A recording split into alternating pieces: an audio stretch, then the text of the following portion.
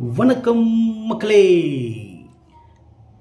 இந்தியாவே ஆவலுடன் எதிர்பார்த்து கொண்டிருக்கும் தமிழ்நாடு சட்டமன்ற தேர்தலின் வாக்கு எண்ணிக்கை இன்னைக்கு நடந்துகிட்ருக்கு. ஸோ இப்போ போஸ்டல் ஓட்டு எண்ணிகிட்ருக்காங்க.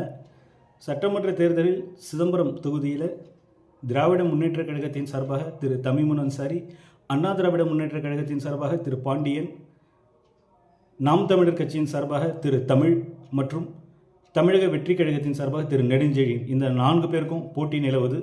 யார் வெற்றி பெற்று சிதம்பரம் தொகுதியின் வெற்றி வேட்பாளராக சட்டமன்ற உறுப்பினராக இன்றைக்கி வெற்றி பெற்று சட்டசபைக்கு போவாங்கன்றது இன்றைக்கி மாலைக்குள்ளே நிலவரம் தெரிஞ்சிடும். ஸோ இன்றைக்கி இந்த ஓட் கவுண்டிங் இங்கே சிதம்பரத்தில் ஸ்ரீமுட்லூர் ஆர்ட்ஸ் காலேஜில் சிதம்பரம் சட்டமன்ற தொகுதி, காட்டுமன்னார் கோயில் சட்டமன்ற தொகுதி மற்றும் புவனகிரி சட்டமன்ற தொகுதி 3 தொகுதிக்கான வாக்கு எண்ணிக்கை இன்றைக்கி நடந்துகிட்டு இருக்கு.